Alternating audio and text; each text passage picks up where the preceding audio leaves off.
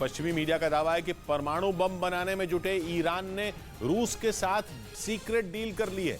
इससे पहले खबरें ये सामने आई थी कि ईरान न्यूक्लियर बम बनाने के इतना करीब पहुंच चुका है कि कुछ ही दिनों में उसका सपना पूरा हो जाएगा।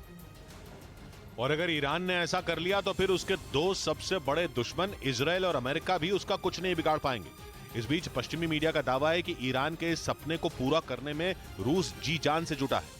खबर है कि ईरान परमाणु बम बनाने के लिए अपने यहां तो यूरेनियम को शुद्ध कर ही रहा है, इसके साथ ही उसने रूस से भी शुद्ध यूरेनियम की सप्लाई करने की सीक्रेट डील की है ताकि वो जल्द से जल्द एटम बम बनाकर अपने दुश्मनों को ललकार सके। इस काम के लिए रूस इसलिए भी तैयार हुआ क्योंकि ईरान की तरह वो भी अमेरिका से बदला लेना चाहता है। जो यूक्रेन युद्ध को जीतने में रूस के लिए सबसे बड़ा रोड़ा है। अमेरिका जंग की शुरुआत से ही जेलेंस्की की फौज को अपने घातक हथियार दे रहा है।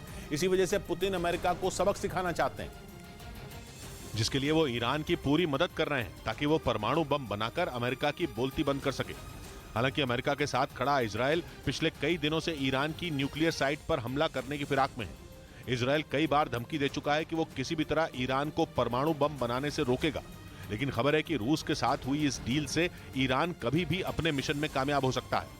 इस बीच अमेरिका के मैसाचुसेट्स में एक विमान में हमले से सनसनी मच गई। वहां विमान में बैठे एक आदमी ने उसकी एक क्रू मेंबर पर हमला कर दिया, जिसका एक वीडियो भी सामने आया, जिसमें एक आदमी क्रू मेंबर की तरफ बढ़ता हुआ दिखाई दिया और फिर उसने कांटे वाले चम्मच से उस क्रू मेंबर के गले पर 3 वार कर दिए, जिससे वहां अफरा तफरी मच गई।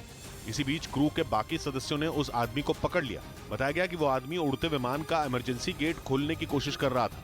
जब उस क्रू मेंबर ने उसे ऐसा करने से रोका तो उसने उस पर हमला कर दिया। इधर खुफिया एजेंसियों की एक रिपोर्ट के मुताबिक अमृतसर में हुए अजनाला कांड के पीछे पंजाब को जलाने की साजिश रची गई थी। पिछले महीने की 23 तारीख को खालिस्तान समर्थक अमृतपाल सिंह के हजारों समर्थकों ने अजनाला थाने पर धावा बोल दिया था और आरोप है कि उस दौरान अमृतपाल सिंह ने यह धमकी दी थी कि अगर उसके साथी लवप्रीत तूफान के खिलाफ दर्ज एफआईआर रद्द नहीं हुई तो अंजाम बुरा होगा। लेकिन अब यह दावा किया जा रहा है कि अजनाला कांड का मकसद पंजाब में हिंसा भड़काना था।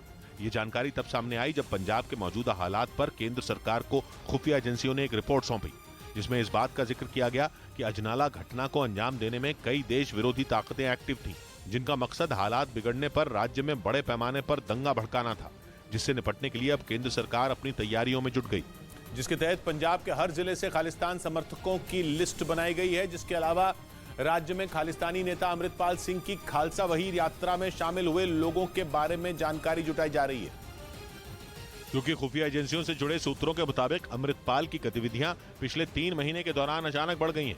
खासतौर से खालसा वहीर यात्रा के बाद से उसके समर्थकों में भारी इजाफा हुआ है।